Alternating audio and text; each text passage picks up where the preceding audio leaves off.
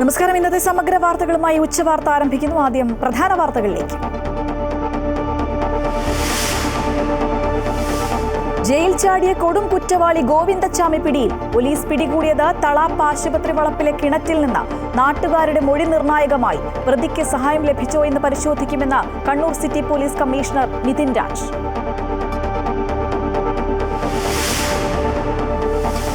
Govindachami jail ചാടിയ സംഭവത്തിൽ ജയിലിലെ 3 ഉദ്യോഗസ്ഥർക്ക് സസ്പെൻഷൻ.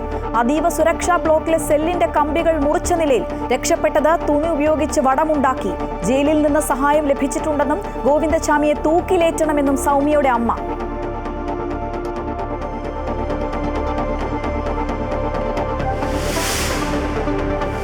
മാലദ്വീപിലെത്തിയ പ്രധാനമന്ത്രി നരേന്ദ്രമോദിക്ക് ഊഷ്മള സ്വീകരണം. നാളെ നടക്കുന്ന 60ാം സ്വാതന്ത്ര്യദിനാഘോഷത്തിൽ മുഖ്യ അതിഥിയാകും. മോദിയുടേത് പ്രസിഡന്റ് മുഹമ്മദ് മുയിസു അധികാരമേറ്റ ശേഷം ഒരു വിദേശ രാഷ്ട്രത്തലവൻ നടത്തുന്ന ആദ്യ സന്ദർശനം.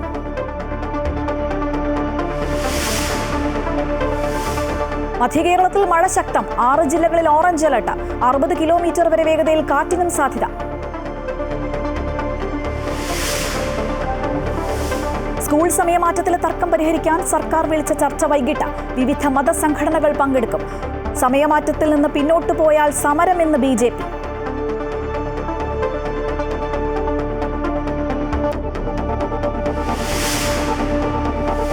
മാഞ്ചസ്റ്റർ ടെസ്റ്റിൽ 1-ാം ഇന്നിംഗ്സിൽ ഇന്ത്യക്കെതിരെ ലീഡിനായി ഇംഗ്ലണ്ട്. 2 വിക്കറ്റിന് 225 റൺസ് എന്ന നിലയിൽ.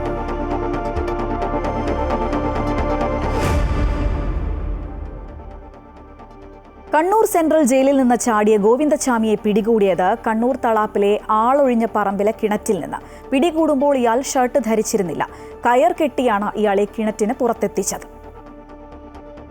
സൗമ്യ വധക്കേസിൽ ജീവപര്യന്തം ശിക്ഷ അനുഭവിക്കുന്ന കൊടുംകുറ്റവാളി ഗോവിന്ദച്ചാമി എന്ന ചാർലി തോമസ് ഇന്നു പുലർച്ചെ 1:15 കണ്ണൂർ സെൻട്രൽ ജയിൽ ചാടിയത്. കൊടും കുറ്റവാളികളെ പാർപ്പിക്കുന്ന 10ാം ബ്ലോക്കിലെ സെൽ നമ്പർ 4 കമ്പി മുറിച്ചായിരുന്നു ജയിൽ ചാട്ടം. ലുങ്കി കൊണ്ട് വടമുണ്ടാക്കി 7 മീറ്റർ ഉയരമുള്ള മതിൽ ചാടിക്കടന്ന് ഗോവിന്ദച്ചാമി പുറത്തെത്തി. മതിലിന് മുകളിലുള്ള വൈദ്യുതി വേലി മറികടന്നാണ് പുറത്തു കടന്നത്. ഈ സമയം കമ്പിവേലിയിൽ വൈദ്യുതി പ്രവാഹമില്ലായിരുന്നു. രാത്രി ഷിഫ്റ്റിലുണ്ടായിരുന്ന സുരക്ഷാ ഉദ്യോഗസ്ഥരുടെ കണ്ണ് വെട്ടിച്ചാണ് ഇടതു കൈപ്പത്തിയില്ലാത്ത ഗോവിന്ദച്ചാമി ജയിൽ ചാടിയത്. വൻ സുരക്ഷാ വീഴ്ചയിലേക്ക് ഇത് വിരൽ ചൂണ്ടുന്നു. രാവിലെ 7-നാണ് ഗോവിന്ദച്ചാമി ജയിൽ ചാടിയതായി അധികൃതർ സ്ഥിരീകരിച്ചത്. 10 മണിയോടെ ഇയാളെ കണ്ണൂർ തളാപ്പിലെ കിണറ്റിൽ നിന്ന് പോലീസ് ബലപ്രയോഗത്തിലൂടെ പിടികൂടി.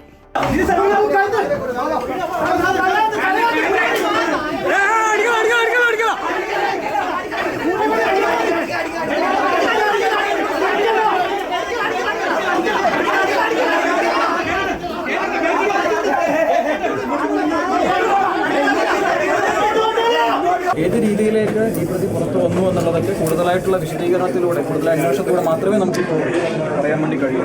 പ്രാഥമികമായിട്ട് ഈ പ്രതി പുറത്തു വന്നതിൻ്റെ പിന്നാലെ ഈ പ്രതി കുറച്ചൊരു പ്രിപ്പറേഷൻ നടത്തിയുണ്ട്.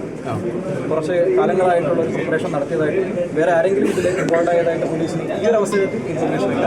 അത് കൂടുതൽ അന്വേഷണത്തിൽ വിധേയമാക്കേണ്ടത്. ജയിൽ ചാടിയ ഗോവിന്ദച്ചാമി നടന്നുപോകുന്ന CCTV ദൃശ്യങ്ങൾ പുറത്തു വന്നിരുന്നു. ഗോവിന്ദച്ചാമിയെ തിരിച്ചറിഞ്ഞ നാട്ടുകാർ പോലീസിനെ വിവരമറിയിക്കുകയായിരുന്നു.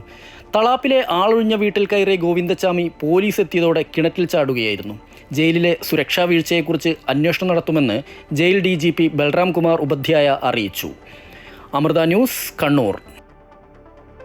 വിനേഷ് ചേരുകയാണ്. വിനേഷ്, സുരക്ഷാ വീഴ്ചയിലെ വലിയ ചോദ്യങ്ങൾ പ്രതിപക്ഷം ഉയർത്തി അങ്ങനെ രംഗത്തെത്തുമ്പോൾ ജയിലിലെ പോലീസ് ഉദ്യോഗസ്ഥർക്ക് സസ്പെൻഷൻ നൽകി തൽക്കാലം മുഖം രക്ഷിക്കുകയല്ലേ സർക്കാർ? ശ്രീജ, 3 പ്രിസൺ ഓഫീസർമാരെയാണ് ഇപ്പോൾ അന്വേഷണ വിധേയമായി സസ്പെൻഡ് ചെയ്തിട്ടുള്ളത്. ഇവരുടെ സുരക്ഷാ വീഴ്ചയാണ് പ്രധാനമായും ഇവരിലേക്ക് കൊണ്ടുപോകുന്നത്. അതായത് ഇതൊരു 3 പ്രിസൺ ഓഫീസർമാരെ സസ്പെൻഡ് ചെയ്തുകൊണ്ട് മാത്രം ഇത് തീരുന്നില്ല. കാരണം ജയിലിലെ വലിയൊരു സുരക്ഷാ പാളിച്ചയായിട്ട് വേണം ഇതിനെ വിലയിരുത്താൻ. കാരണം മറ്റുള്ള സംവിധാനങ്ങളെല്ലാം തന്നെ എങ്ങനെ നോക്കുകുത്തിയായി എന്നുള്ളത് തന്നെയാണ് അന്വേഷണ വിധേയമാക്കേണ്ടത്. അത്തരത്തിലുള്ള അന്വേഷണം ഉണ്ടാവും എന്നുള്ളൊരു സൂചന തന്നെയാണ് ജയിൽ DGP നൽകിയിട്ടുള്ളത്. ഒപ്പം തന്നെ SP അത് സംബന്ധിച്ച് ഒരു അന്വേഷണം അതിപ്പോൾ പറയാൻ കഴിയില്ല. ഇപ്പോൾ അയാളെ പിടികൂടിയതിനെ കുറിച്ച്, അതായത് ഗോവിന്ദച്ചാമിയെ പിടികൂടിയതിനെ കുറിച്ചുള്ള കാര്യങ്ങൾ മാത്രമാണ് SP പറഞ്ഞിട്ടുള്ളത്. മറ്റു കാര്യങ്ങളൊക്കെ അതിന്റെ മുറയ്ക്ക് നടക്കും എന്ന് തന്നെയാണ് പറഞ്ഞിട്ടുള്ളത്. പക്ഷേ മുറയ്ക്ക് നടക്കും എന്ന് പറയുമ്പോഴും ജയിലിലെ വലിയൊരു കണ്ണൂർ സെൻട്രൽ ജയിൽ പോലുള്ള അത്രയും വലിയ സുരക്ഷാ സംവിധാനങ്ങളുള്ള ഇത്തരത്തിലുള്ള കൊടും കുറ്റവാളികളെ പാർപ്പിക്കുന്ന സ്ഥലത്തുള്ള ഒരു വലിയ വീഴ്ച, വലിയൊരു സുരക്ഷാ പാളിച്ച എങ്ങനെയാണിത് പരിഹരിക്കാൻ കഴിയുക എന്നുള്ളതും അല്ലെങ്കിൽ എങ്ങനെ ഇത് സംഭവിച്ചു എന്നുള്ളതിനെ സംബന്ധിച്ചുള്ള വിശദമായ ഒരു അന്വേഷണം തന്നെ വേണം. പ്രതിപക്ഷം ഉൾപ്പെടെ ഇത് തന്നെ ആവശ്യപ്പെടുന്നുണ്ട്. കാരണം ഒരു കൈപ്പത്തിയില്ലാത്ത ഗോവിന്ദചാമി എങ്ങനെ ജയിൽ ചാടി, പരസഹായമില്ലാതെ മറ്റുള്ള ബാഹ്യ സഹായമില്ലാതെ എങ്ങനെ ജയിൽ ചാടി എന്നുള്ള ചോദ്യം തന്നെയാണ് പ്രതിപക്ഷ നേതാവ് വി ഡി സതീശൻ അല്പം മുമ്പ് ചോദിച്ചത്. ഇത് തന്നെയാണ് മുൻ ആഭ്യന്തരമന്ത്രിമാരായ രമേശ് ചെന്നിത്തലയും അതുപോലെ തന്നെ തിരുവഞ്ചൂർ രാധാകൃഷ്ണനും ചോദിക്കുന്നത്.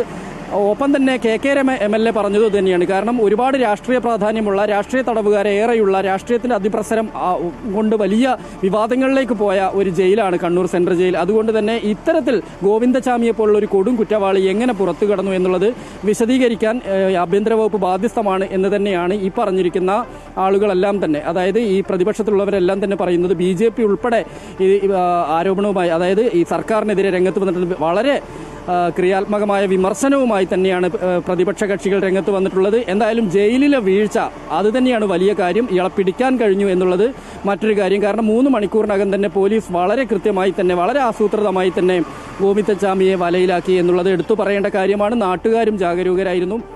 മാധ്യമങ്ങളുടെ ജാഗ്രത നാട്ടുകാരെ കൂടി ഇതിലേക്ക് എത്തിച്ചു എന്നുള്ളത് അങ്ങനെ തന്നെ പറയേണ്ടിയിരിക്കുന്നു. എന്തായാലും തൽക്കാലത്തേക്ക് പോലീസിന് മുഖം രക്ഷിക്കാൻ കഴിഞ്ഞു. 3 മണിക്കൂറിനകം പ്രതിയെ പിടിക്കാൻ കഴിഞ്ഞത്. അപ്പോഴും ജയിലിലെ വീഴ്ച എന്നുള്ളത് ആഭ്യന്തര വകുപ്പിന് വലിയ രീതിയിലുള്ള ആഭ്യന്തര വകുപ്പിനെ വലിയ പ്രതിരോധത്തിലേക്ക് തന്നെ കൊണ്ടുപോയിട്ടുണ്ട്. തീർച്ചയായും. എന്തായാലും ഈ ഒരു വിവാദം ഇവിടെ അവസാനിക്കുന്നില്ല. മുഖ്യമന്ത്രി ഇതേക്കുറിച്ച് എന്താണ് പറയുന്നത് എന്നറിയാൻ കാത്തിരിക്കുകയാണ് ഏവരും. വിവരങ്ങളുമായി ഒപ്പം ചേരുകയായിരുന്നു വിനേഷ്. എന്തായാലും സൗമ്യയുടെ അമ്മയുടെ പ്രതികരണം നോക്കാം. കണ്ണൂർ പോലെയുള്ള അതീവ സുരക്ഷാ ജയിലിൽ നിന്ന് ആരുടെയെങ്കിലും സഹായമില്ലാതെ ഗോവിന്ദചാമി ജയിൽ ചാടില്ല എന്ന സൗമ്യയുടെ അമ്മ സുമതി. പോലീസുകാർ തന്നെയാകും സഹായം നൽകിയിട്ടുണ്ടാവുക. ആ സഹായിയെ കണ്ടെത്തി ശക്തമായ നടപടിയെടുക്കണമെന്നും സൗമ്യയുടെ അമ്മ പറഞ്ഞു. ഗോവിന്ദചാമി ഇനിയും നിയമത്തിന് കൊടുക്കരുതെന്നും അയാളെ തൂക്കിലേറ്റണമെന്നും സുമതി കൂട്ടിച്ചേർത്തു. അത് പറയാതിരിക്കാൻ പറ്റില്ല. അത് വലിയൊരു സന്തോഷമുള്ള ഒരു കാര്യമാണ്, മനുഷ്യന് ഒരു ആശ്വാസമുള്ള കാര്യമാണ്. കാരണം ഇവനെ പോലുള്ള ഓരോരുത്തർ ജയിലിൽ ചാടിയെടുത്ത ഒരു അവസ്ഥ എന്താണ്? അപ്പൊ ഇവനെ ജയിലിൽ ചാടിയിട്ടുണ്ടെങ്കിൽ ഓരോ പെൺകുട്ടികളുടെയും ജീവിതം ഓർത്തിട്ട് ഞാൻ എത്ര നേരം തിന്നാണ്. ഇവൻ ജയിലിൽ ചാടി കഴിഞ്ഞാൽ എത്ര പെൺകുട്ടികളുടെ ജീവിതം നശിക്കും, എത്ര പെൺകുട്ടികൾ എന്ത് ചെയ്യുന്നുള്ളത്. എന്തായാലും ഇവനെ പിടിച്ച ആൾക്കാരോടാണ് ആദ്യം നന്ദി പറയുന്നത്. ഞാൻ തുടക്കം മുതലേ പറഞ്ഞില്ലേ, അവ കണ്ണൂര് വിടാനുള്ള സമയമായിട്ടില്ല. കണ്ണൂരുള്ള ജനങ്ങളും വലിയ വലിയ ഉദ്യോഗസ്ഥന്മാര് പോലീസുകാരും ഇറങ്ങിയിട്ടുണ്ട്. പിടിക്കപ്പെടും, അതെന്തായാലും പിടിക്കപ്പെടും. ഇനി ഇവനെ പിടിച്ചു കഴിഞ്ഞിട്ടുണ്ടെങ്കിൽ, ഇവന് സുരക്ഷിത കൊടുത്തിട്ടില്ലെങ്കിൽ ഇതിലപ്പുറം ചെയ്തു കൂട്ടും. ഗോവിന്ദചാമി ജയിൽ ചാടിയത് അവിശ്വസനീയമെന്ന് പ്രതിപക്ഷ നേതാവ് V D Satheesan. Kannur jail ഭരിക്കുന്നത് കുറ്റവാളികളാണെന്നും സർക്കാരിന് പ്രിയപ്പെട്ടവർ ജയിലിനകത്തുണ്ട് എന്ന് നേരത്തെ അറിയാമായിരുന്നു എന്നും വി ഡി സതീശൻ പറഞ്ഞു. പി ജയരാജനെ ജയിൽ ഉപദേശക സമിതി അംഗമാക്കിയത് ഇതിനൊക്കെ വേണ്ടിയാണെന്നും ആരോഗ്യമന്ത്രി പറഞ്ഞതുപോലെ സിസ്റ്റം ശരിയല്ല എന്നും പ്രതിപക്ഷ നേതാവ് കുറ്റപ്പെടുത്തി. അവൈലബിൾ ആയിരുന്നു. എന്നിട്ടാണ് ഒരു കൈക്ക് സ്വാധീനമില്ലാത്ത ഒരാൾ ഒറ്റ കൈ പിടിച്ചത് ചാടി എന്ന് പറയുന്ന അത്ഭുതം. മറ്റേ ടാർസന്റെ സിനിമയെ പോലും നമ്മൾ കണ്ടിട്ടില്ല. ടാർസൻ പോലും അങ്ങനെ ചെയ്തിട്ടില്ല. അതുപോലെ തന്നെ ഗോവിന്ദചാമി ചാടിയത് എല്ലാ സൗകര്യവും, എല്ലാ സഹായം ചെയ്തു കൊടുത്തു. അവിടെ പ്രതികളാണ് ഭരിക്കുന്നത്. കണ്ണൂർ സെൻട്രൽ ജയിലിൽ പ്രതികളാണ് ഭരിക്കുന്നതെന്ന് പ്രതിപക്ഷത്തിൻ്റെ ആരോപണമായിരുന്നു. ഇപ്പോഴല്ല, നേരത്തെ ഞങ്ങൾ പറഞ്ഞില്ല. ഞങ്ങൾ ഉന്നയിച്ച പല ആരോപണങ്ങൾക്കും പിന്നീട് വരുന്ന സംഭവങ്ങൾ അടിവരയിടുന്നു. ആരോഗ്യമന്ത്രി പറഞ്ഞ പോലെ സിസ്റ്റത്തിൻ്റെ കുഴപ്പമാണ്, സിസ്റ്റത്തിൻ്റെ പ്രശ്നമാണ്. ഗോവിന്ദചാമി ജയിൽ ചാടിയ സംഭവത്തിൽ സർവത്ര ദുരൂഹതയെന്ന് BJP മുൻ സംസ്ഥാന അധ്യക്ഷൻ കെ സുരേന്ദ്രൻ. ഗോവിന്ദചാമി ജയിൽ ചാടിയതോ ചാടിച്ചതോ എന്ന് കെ സുരേന്ദ്രൻ ചോദിക്കുന്നു. ഗോവിന്ദചാമി ജയിൽ ചാടിയത് രാത്രി 1:15. ജയിൽ അധികൃതർ അതറിയുന്നത് പുലർച്ചെ 5:15. പോലീസിൽ വിവരം അറിയിക്കുന്നത് കാലത്ത് 7:15. മതിലിൽ വൈദ്യുതി ഫെൻസിംഗ് ഉണ്ട്. ജയിൽ ചാടുമ്പോൾ വൈദ്യുതി ഓഫ് ചെയ്യപ്പെട്ടിരുന്നു. ജയിൽ ഉപദേശക സമിതിയിൽ പി ജയരാജനും തൃക്കരിപ്പൂർ MLAയുമാണ്. ഇതിലെല്ലാം ദുരൂഹതയാണെന്നും സുരേന്ദ്രൻ സോഷ്യൽ മീഡിയ പോസ്റ്റിൽ ആരോപിക്കുന്നു. ഗോവിന്ദചാമി ജയിൽ ചാടിയ സംഭവത്തിൽ ഉന്നതതലത്തിൽ അന്വേഷണം വേണമെന്ന് BJP സംസ്ഥാന ജനറൽ സെക്രട്ടറി MT രമേശ്. സ്വയം പ്രേരണയാലാണ് ജയിൽ ചാടിയതെന്ന് വിശ്വസിക്കാൻ സാഹചര്യ തെളിവുകളില്ല. ഒരു കൈയില്ലാത്തയാൾ എങ്ങനെ മതിൽ ചാടി? ഗോവിന്ദചാമിയെ സഹായിക്കാൻ പുറത്ത് ആളുണ്ടെന്നും അദ്ദേഹം പറഞ്ഞു. കണ്ണൂർ സെൻട്രൽ ജയിലിൽ നിന്നും ഒരു പ്രതി തടവ് ചാടിയിട്ടുള്ള സംഭവം ഉന്നതതലത്തിൽ അന്വേഷണം വേണമെന്ന് BJP ആവശ്യപ്പെടുകയും കേരളത്തിലെ ജയിലുകളെ സംബന്ധിച്ച് കഴിഞ്ഞ കുറേ കാലമായി ഉയർന്നു വരുന്ന വ്യത്യസ്തങ്ങളായിട്ടുള്ള പരാതികളുടെ ഒരു ബാക്കി പത്രമാണ് പുലർച്ചെ കണ്ണൂർ ജയിലുണ്ടായിട്ടുള്ള സംഭവം. ഒരു പെൺകുട്ടിയെ ബലാത്സംഗം ചെയ്ത് കൊലപ്പെടുത്തിയ കേസിൽ ശിക്ഷിക്കപ്പെട്ട് ജയിലിൽ കഴിയുന്ന ഗോവിന്ദച്ചാമി സ്വന്തം തീരുമാനപ്രകാരമോ അല്ലെങ്കിൽ സ്വയം പ്രേരണയാൽ മാത്രമാണ് ജയിൽ ചാടിയെന്ന് വിശ്വസിക്കാൻ സാഹചര്യ തെളിവുകളൊന്നും നമ്മളെ അനുവദിക്കുന്നില്ല. വാർത്തകളിലേക്ക്. ബ്രിട്ടനിലെ സന്ദർശനം പൂർത്തിയാക്കി പ്രധാനമന്ത്രി നരേന്ദ്രമോദി മാലദ്വീപിലെത്തി. ഉജ്ജ്വല സ്വീകരണമാണ് അവിടെ മോദിക്ക് ലഭിച്ചത്. മാലദ്വീപ് പ്രസിഡന്റ് മുഹമ്മദ് മുയിസു, വിദേശകാര്യമന്ത്രി, പ്രതിരോധ മന്ത്രി, ധനമന്ത്രി, ആഭ്യന്തര സുരക്ഷാ മന്ത്രി എന്നിവർ ഉൾപ്പെടെ ഉള്ളവർ ചേർന്ന് പ്രധാനമന്ത്രി സ്വീകരിച്ചു. 2 ദിവസത്തെ ബ്രിട്ടീഷ് സന്ദർശനം പൂർത്തിയാക്കിയാണ് മോദി മാലദ്വീപിലെത്തിയത്. നാളെ നടക്കുന്ന മാലദ്വീപിന്റെ 60ാം സ്വാതന്ത്ര്യ വാർഷികാഘോഷത്തിൽ മുഖ്യാതിഥിയായി പങ്കെടുക്കാനാണ് പ്രധാനമന്ത്രി എത്തിയത്. ഇന്ത്യയുടെ സഹായത്തോടെയുള്ള വികസന പദ്ധതികൾ ഉദ്ഘാടനം ചെയ്യും. ഇരു രാജ്യങ്ങൾക്കുമിടയിലെ വ്യാപാര, വികസന, പ്രതിരോധ മേഖലകളിലെ സഹകരണത്തിനുള്ള നാഴികക്കല്ലായി മാറുകയാണ് ഈ കൂടിക്കാഴ്ച. 2023 നവംബറിൽ ചൈന അനുകൂല നിലപാടുകളെടുത്ത മുഹമ്മദ് മുയിസു പ്രസിഡന്റായതിനു ശേഷം പ്രതിസന്ധിയിലായ ഉഭയകക്ഷി ബന്ധം പുനഃസ്ഥാപിക്കാൻ ഈ സന്ദർശനം പ്രധാനപ്പെട്ടതാണ്. തുടർച്ചയായി ഏറ്റവും കൂടുതൽ കാലം പ്രധാനമന്ത്രി പദവിയിലിരുന്നവരിൽ നരേന്ദ്രമോദി 2ാം സ്ഥാനത്തെത്തി. ഇന്ദിരാഗാന്ധിയുടെ പേരിലുള്ള റെക്കോർഡാണ് മോദി മറികടന്നത്. പ്രധാനമന്ത്രി പദവിയിൽ നരേന്ദ്രമോദി ഇന്ന് 4078 ദിവസം പൂർത്തിയാക്കും. 4077 ദിവസമാണ് ഇന്ദിരാഗാന്ധി പ്രധാനമന്ത്രി പദത്തിലുണ്ടായിരുന്നത്. ജവഹർലാൽ നെഹ്റുവാണ് 1ാമത്, 6130 ദിവസം. തുടർച്ചയായി 3655 ദിവസം പ്രധാനമന്ത്രിയായ മൻമോഹൻ സിംഗ് ആണ് 4ാമത്. എന്നാൽ പ്രധാനമന്ത്രിയായവരിൽ സ്വാതന്ത്ര്യാനന്തരം ജനിച്ച ആദ്യത്തെയാൾ, ഏറ്റവും കൂടുതൽ കാലം ചുമതല വഹിച്ച കോൺഗ്രസ് ഇതര പ്രധാനമന്ത്രി തുടങ്ങിയ റെക്കോർഡുകൾ നരേന്ദ്രമോദിക്കാണ്. പലസ്തീൻ പ്രശ്നത്തിൽ നിർണായക പ്രഖ്യാപനവുമായി ഫ്രാൻസ്. പലസ്തീനെ രാജ്യമായി അംഗീകരിക്കും എന്നാണ് ഫ്രഞ്ച് പ്രസിഡന്റ് ഇമാനുവൽ മാക്രോണിന്റെ പ്രഖ്യാപനം. സെപ്റ്റംബറിൽ നടക്കുന്ന ഐക്യരാഷ്ട്രസഭയുടെ പൊതുസഭയിൽ വെച്ച് ഫ്രാൻസ് പ്രതിനിധി ഇത് സംബന്ധിച്ച പ്രഖ്യാപനം നടത്തുമെന്ന് അദ്ദേഹം വ്യക്തമാക്കി. ഗാസയിലെ യുദ്ധം അവസാനിപ്പിക്കുകയും സാധാരണക്കാരെ രക്ഷിക്കുകയുമാണ് അടിയന്തരമായി ചെയ്യേണ്ടതെന്നും ഫ്രഞ്ച് പ്രസിഡന്റ് പറഞ്ഞു. ഗാസയിൽ ഉടൻ വെടിനിർത്തൽ നടപ്പാക്കണമെന്നാവശ്യപ്പെട്ട അദ്ദേഹം എല്ലാ ബന്ദികളെയും മോചിപ്പിച്ച് ഹമാസിനെ നിരായുധീകരിക്കണമെന്നും ഗാസയെ പുനർനിർമ്മിക്കണമെന്നും എക്സിൽ കുറിച്ചു. ഇസ്രയേലിനെ പൂർണ്ണമായി അംഗീകരിച്ചുകൊണ്ട് തന്നെ പലസ്തീൻ രാഷ്ട്രം കെട്ടിപ്പടുക്കണമെന്നും മധ്യപൂർവ്വദേശത്തെ സമാധാനത്തിനായി മറ്റു വഴികളില്ല എന്നും ഫ്രഞ്ച് പ്രസിഡന്റ് കൂട്ടിച്ചേർത്തു. ദേശീയപാതയിൽ കാഞ്ഞങ്ങാട് സൗത്തിൽ അപകടത്തിൽപ്പെട്ട ഗ്യാസ് ടാങ്കറിൽ നിന്ന് വാതക ചോർച്ച. ഖലാസിമാരെ എത്തിച്ച് മറിഞ്ഞ ടാങ്കർ പൊക്കിയെടുക്കാൻ ശ്രമിക്കവേ വാൽവിലൂടെ വാതക ചോർച്ച ഉണ്ടാവുകയായിരുന്നു. സുരക്ഷ കണക്കിലെടുത്ത പ്രദേശത്തെ 500 മീറ്റർ ചുറ്റളവിൽ ആളുകളെ വീടുകളിൽ നിന്ന് ഒഴിപ്പിക്കുകയാണ്. മംഗലാപുരത്ത് നിന്ന് ഹിന്ദുസ്ഥാൻ പെട്രോളിയം അധികൃതർ എത്തിച്ചേർന്നാൽ മാത്രമേ വാതക ചോർച്ചയ്ക്ക് പരിഹാരം കാണാൻ സാധിക്കുകയുള്ളൂ.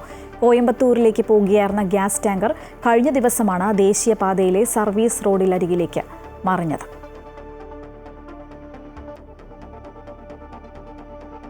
സ്കൂൾ സമയമാറ്റത്തിൽ മതസംഘടനകളുമായുള്ള വിദ്യാഭ്യാസ വകുപ്പിന്റെ ചർച്ച ഇന്ന്.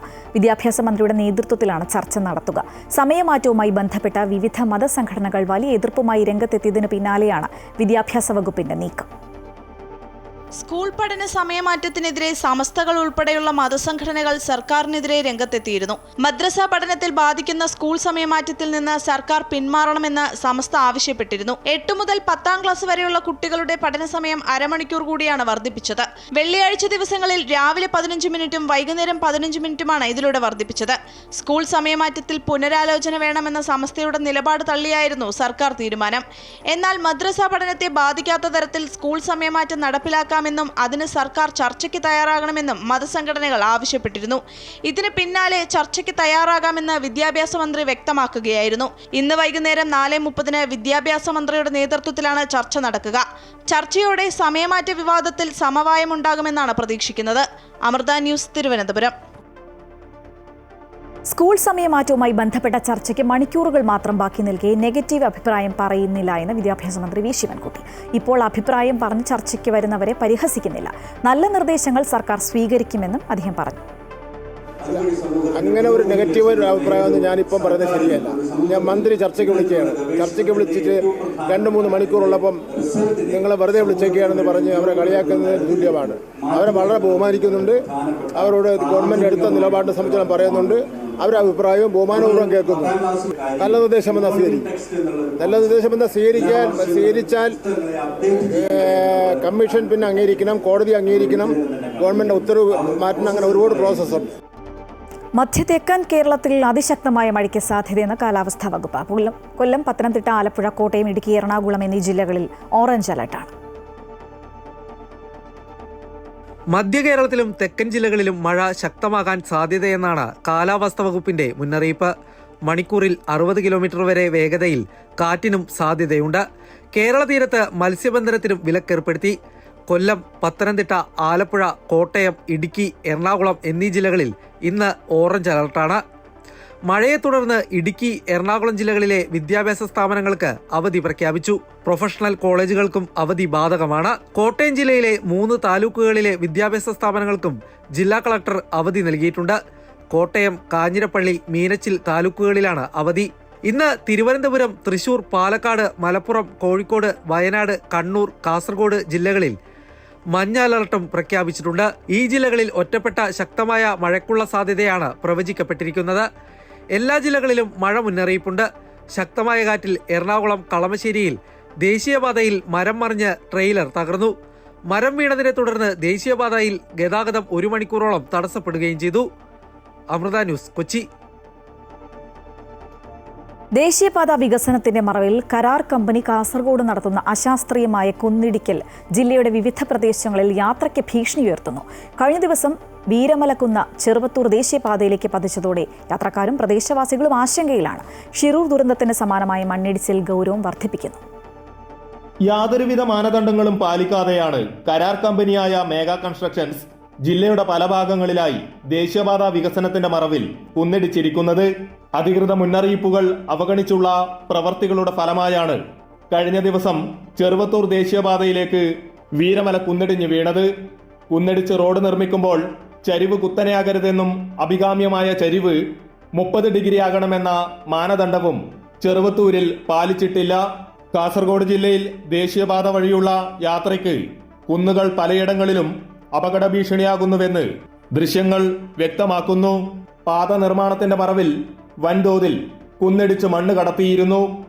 വീരമല കൂടാതെ മട്ടലായി, ബേവിഞ്ച, കാസർഗോഡ് തെക്കിൽ എന്നിവിടങ്ങളിലെല്ലാം ദേശീയപാതയിലേക്ക് ഏത് സമയവും മണ്ണിടിഞ്ഞ് വീഴാമെന്ന അവസ്ഥയാണ്. സുരക്ഷാ ഭാഗമായി 5 മീറ്റർ ഉയരത്തിൽ ഒരുക്കിയ കോൺക്രീറ്റ് വാളടക്കം തകർത്തുകൊണ്ടാണ് വീരമല കുന്നിടിഞ്ഞ് ചെറുവത്തൂരിലെ 6 വരിപ്പാതയിലേക്ക് പതിച്ചത്. ദേശീയപാത അതോറിറ്റിയുടെ സുരക്ഷാ റിപ്പോർട്ട് ലഭിക്കും വരെ ചെറുവത്തൂർ മയ്യിച്ച ദേശീയപാതയിൽ ഗതാഗത നിയന്ത്രണങ്ങൾ തുടരും. അമൃത ന്യൂസ്, കാസർഗോഡ്. ഇടുക്കി പീരുമേട്ടിൽ വനത്തിനുള്ളിൽ വെച്ച് ആദിവാസി സ്ത്രീ സീത മരിച്ചത് കാട്ടാന ആക്രമണത്തിൽ തന്നെയെന്ന് പോലീസ് റിപ്പോർട്ട്. സീതയുടെ ശരീരത്തിലെ പരിക്കുകൾ കാട്ടാന ആക്രമണത്തിൽ ഉണ്ടായതാണ് എന്ന് അന്വേഷണ സംഘം ജില്ലാ പോലീസ് മേധാവിക്ക് സമർപ്പിച്ച റിപ്പോർട്ടിൽ പറയുന്നു. ജൂൺ 13-നാണ് പീരുമേട് വനത്തിനുള്ളിൽ സീത കൊല്ലപ്പെട്ടത്. സീതയുടെ ശരീരത്തിലെ പരിക്കുകൾ കാട്ടാന ആക്രമണത്തിൽ ഉണ്ടായതല്ലെന്നായിരുന്നു ഫോറൻസിക് സർജന്റെ നിഗമനം. ഇതേ തുടർന്ന് ഇവരുടെ ഭർത്താവ് ഉൾപ്പെടെയുള്ളവർ സംശയനിഴലിലായി. എന്നാൽ സീതയുടെ ശരീരത്തിലെ പരിക്കുകൾ കാട്ടാന ആക്രമണത്തിൽ ഉണ്ടായതാണെന്നാണ് പോലീസിന്റെ കണ്ടെത്തൽ. കഴുത്തിനുണ്ടായ പരിക്കുകൾ വനത്തിനുള്ളിൽ നിന്നും പുറത്തേക്ക് കൊണ്ടുവരുമ്പോൾ താങ്ങിപ്പിടിച്ചത് മൂലം ഉണ്ടായതാകാം. വാര്യലുകൾ ഒടിഞ്ഞത് കാട്ടാന ആക്രമണത്തിലും തോളിലിട്ട് ചുമന്നു കൊണ്ടുവരുമ്പോഴും ഉണ്ടായതാണ്. പോസ്റ്റ്മോർട്ടം റിപ്പോർട്ട് ലഭിച്ചതിനെ തുടർന്ന് ഡോക്ടറുടെയും സീതയുടെ ഭർത്താവ് ബിനുവിന്റെയും മക്കളുടെയും മൊഴി വിശദമായി രേഖപ്പെടുത്തിയിരുന്നു. സ്ഥലത്ത് ഫോറൻസിക് സംഘം നടത്തിയ പരിശോധനയിൽ കാട്ടാനയുടെ സാന്നിധ്യം കണ്ടെത്തി. ഇതേ തുടർന്നാണ് കാട്ടാന ആക്രമണമാണെന്ന നിഗമനത്തിൽ പോലീസ് എത്തിയത്. റിപ്പോർട്ട് 2 ആഴ്ചക്കകം പോലീസ് പീരുമേട് കോടതിയിൽ സമർപ്പിക്കും. സീതയുടെ മരണം കൊലപാതകമാണെന്ന കോട്ടയം DFIയുടെ പ്രതികരണം വലിയ വിവാദമായിരുന്നു. അമൃത ന്യൂസ്, ഇടുക്കി. പത്തനംതിട്ട ആനന്ദപ്പള്ളിയിലെ കാർഷിക ഉത്സവമായിരുന്ന മരമടി മഹോത്സവം നിലച്ചിട്ട് 17 വർഷം പിന്നിടുന്നു. ജില്ലയുടെ ആവേശമായിരുന്ന മരമടിയുടെ വീണ്ടെടുപ്പ് ആഗ്രഹിക്കുന്നവർ ഇവിടെ ഒട്ടേറെയാണ്. നാടിന്റെയും കർഷകരുടെയും മനസ്സറിഞ്ഞ മരമടി പുനരാരംഭിക്കാൻ സംസ്ഥാന സർക്കാർ ബിൽ പാസാക്കണമെന്നാണ് ഇവിടുത്തെ കർഷക സമിതിയുടെ ആവശ്യം.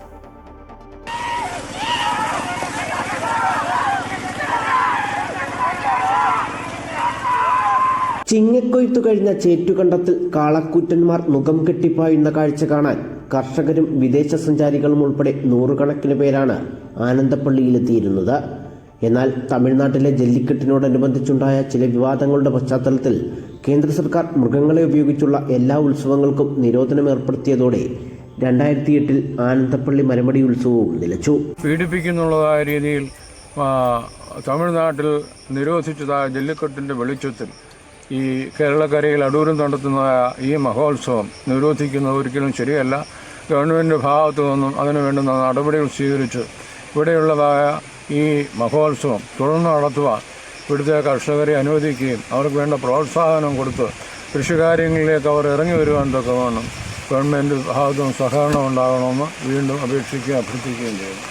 മരമടി ഉത്സവത്തിലൂടെ ഉരുക്കൾക്ക് യാതൊരു ഉപദ്രവവും ഉണ്ടാവില്ലെന്നും മറിച്ച് മത്സരത്തിനായി ഉരുക്കളെ നല്ല നിലയിൽ പരിപാലിക്കുകയാണ് ചെയ്യുന്നതെന്നും കർഷക സംഘം ഭാരവാഹികൾ ചൂണ്ടിക്കാട്ടുന്നു. മരമടി മത്സരത്തിന് പരിശീലിപ്പിച്ചിട്ടുള്ളതായ ഉരുക്കൾക്ക് നല്ല ഭക്ഷണം കൊടുത്ത് അതിനെ ശരിയായി തേച്ച് കുളിപ്പിച്ച് നല്ല വ്യായാമമൊക്കെ കൊടുത്ത് ഈ ഉത്സവത്തിന് കൊണ്ടുവരികയും അവിടെ മരമടി ഉത്സവം നടത്തുകയും ചെയ്യും. അതുകൊണ്ട് അനേകർക്കത് പ്രയോജനമാണ്. ഏലായിൽ തന്നെ അതൊരു ഉത്സവമായിട്ട് തീരുകയും കന്നുകാലികളെ നല്ല നിലയിൽ സംരക്ഷിക്കുവാനുള്ളതായ പ്രചോദനം അതിൻ്റെ ഉടമസ്ഥർക്ക് ലഭിക്കുകയും ചെയ്യും. മരമടി ഉത്സവം നിലച്ചതോടെ പ്രൗഢമായ കാർഷിക പാരമ്പര്യമുണ്ടായിരുന്ന ആനന്ദപ്പള്ളിയിലെ പാടശേഖരങ്ങളിൽ കൃഷി നിലച്ച് കാട് കയറിയ അവസ്ഥയിലാണ്. പ്രാദേശിക ഇനം ഉരുക്കൾ വംശനാശ ഭീഷണി നേരിടുകയും ചെയ്യുന്നു. ആനന്ദപ്പള്ളി മരമടി മഹോത്സവം പുനരാരംഭിച്ച് പ്രദേശത്തിന്റെ കാർഷിക പാരമ്പര്യം തിരികെ കൊണ്ടുവരാൻ സർക്കാർ തയ്യാറാകണമെന്നാണ് കർഷക സംഘം ആവശ്യപ്പെടുന്നത്. അമൃത ന്യൂസ്, പത്തനംതിട്ട. ഇടുക്കിയിൽ വാഗമണിന് സമീപം വിനോദസഞ്ചാരി കൊക്കയിൽ വീണ് മരിച്ചു. എറണാകുളം സ്വദേശി തോബിയാസ് ആണ് മരിച്ചത്. കാഞ്ഞാർ പുള്ളിക്കാനം വാഗമൺ റോഡിലെ ചാത്തൻപാറയിൽ നിന്ന് കാൽ വഴുതിയാണ് തോബിയാസ് താഴേക്ക് വീണത്. 100 കണക്കിന് അടിത്താഴ്ചയുള്ള കൊക്കയാണ് ചാത്തൻപാറയിലേത്. ഇവിടേക്ക് ഇറങ്ങുന്നതിനിടെ കാൽ വഴുതി കൊക്കയിൽ വീഴുകയായിരുന്നു. സുഹൃത്തുക്കൾ വിവരം അറിയിച്ചതിനെ തുടർന്ന് മൂലമറ്റം തൊടുപുഴ ഫയർ സ്റ്റേഷനുകളിൽ നിന്ന് ഉദ്യോഗസ്ഥർ സ്ഥലത്തെത്തി. കോടമഞ്ഞായതിനാൽ രക്ഷാപ്രവർത്തനം ദുഷ്കരമായിരുന്നു. കൊക്കയിലിറങ്ങി മണിക്കൂറുകൾ നീണ്ട സാഹസിക ശ്രമത്തിനൊടുവിലാണ് മൃതദേഹം പുറത്തെടുത്തത്.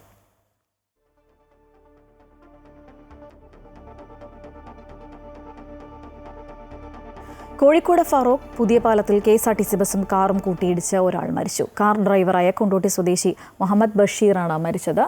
ബഷീറിന്റെ ഭാര്യയ്ക്കും പരിക്കേറ്റിട്ടുണ്ട്. നിയന്ത്രണം വിട്ട കാർ KSRTC ബസ്സിൽ ഇടിക്കുകയായിരുന്നു. പാലക്കാട് നിന്ന് കോഴിക്കോടേക്ക് വരികയായിരുന്ന KSRTC ബസ്സിലാണ് കാർ ഇടിച്ചത്.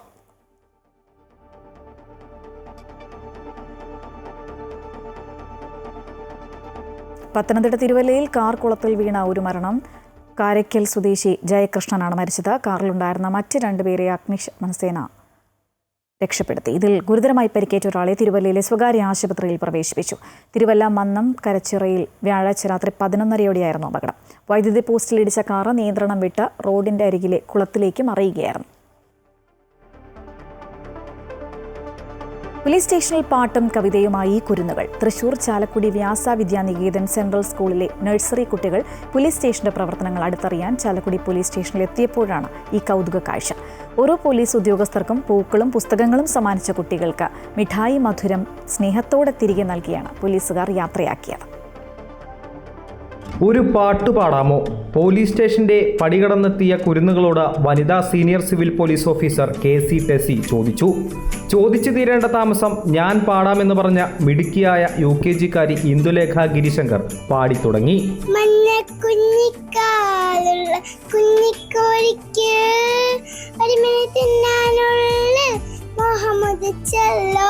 പാട്ടും കവിതയും കേട്ട് സ്റ്റേഷനിലെ പോലീസുകാരെല്ലാം കൈയടിച്ചപ്പോൾ കുട്ടികൾക്കും സന്തോഷം. വ്യാസ വിദ്യാനികേതൻ സെൻട്രൽ സ്കൂളിൽ നിന്നായിരുന്നു നഴ്സറി വിദ്യാർത്ഥികൾ പോലീസ് സ്റ്റേഷന്റെ പ്രവർത്തനം അടുത്തറിയാനായി എത്തിയത്. റൈഫിളും റിവോൾവറുമെല്ലാം പരിചയപ്പെടുത്തിയപ്പോൾ ഒന്ന് പൊട്ടിക്കാമോ സാറേ എന്നായി കുട്ടികളിൽ ചില ബിരുദർ.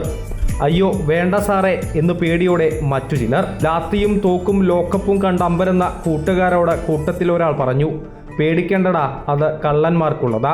കമ്പ്യൂട്ടർ മുറിയും സ്റ്റോർ മുറിയും ഇൻസ്പെക്ടറുടെ മുറിയും ഉദ്യോഗസ്ഥരെയുമെല്ലാം കുട്ടിക്കൂട്ടം അടുത്ത് കണ്ടു. ചെറിയ പേടിയോടെ സ്റ്റേഷനിലെത്തിയ കുട്ടികളെല്ലാം പോകാറായപ്പോഴേക്കും പോലീസുകാരുമായി കൂട്ടായി.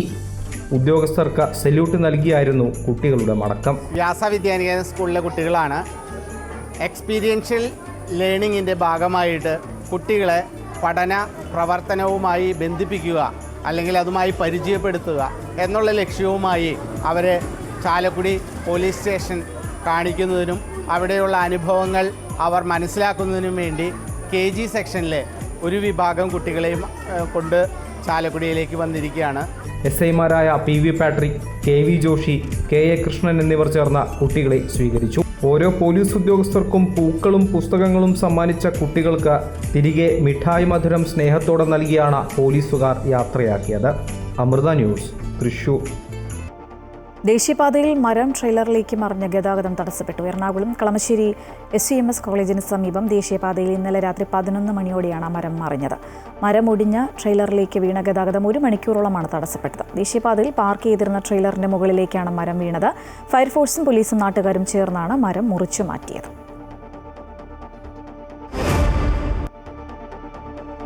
മാഞ്ചസ്റ്റർ ടെസ്റ്റിൽ ഇന്ത്യക്കെതിരെ 1-ാം ഇന്നിംഗ്സ് ലീഡിനായി ഇംഗ്ലണ്ട്. ആദ്യ ഇന്നിംഗ്സിൽ ഇന്ത്യ 358 റൺസിന് പുറത്ത് 4 വിക്കറ്റിന് 264 എന്ന സ്കോറിൽ രണ്ടാം ദിനം ക്രീസിലിറങ്ങിയ ഇന്ത്യ 94 റൺസ് കൂട്ടിച്ചേർത്താണ് 358 റൺസിന് ഓൾ ഔട്ടായത്. കാലിലെ പരിക്ക് വകവയ്ക്കാതെ രണ്ടാം ദിനം ക്രീസിലിറങ്ങി പൊരുതിയ ഋഷഭ് പന്തിന്റെ അർദ്ധ സെഞ്ചുറിയുടെയും ഷാർദുൽ താക്കൂർ, വാഷിംഗ്ടൺ സുന്ദർ എന്നിവരുടെ ചെറുത്തുനിൽപ്പിന്റെയും കരുത്തിലാണ് ഇന്ത്യ 358 റൺസിലെത്തിയത്. ബെൻ സ്റ്റോക്സ് 5 വിക്കറ്റ് നേടി. വാർത്ത പൂർണ്ണമാകുന്നു. കൂടുതൽ വാർത്തകൾ അമൃത ന്യൂസ് യൂട്യൂബ് ചാനലിൽ കാണാം.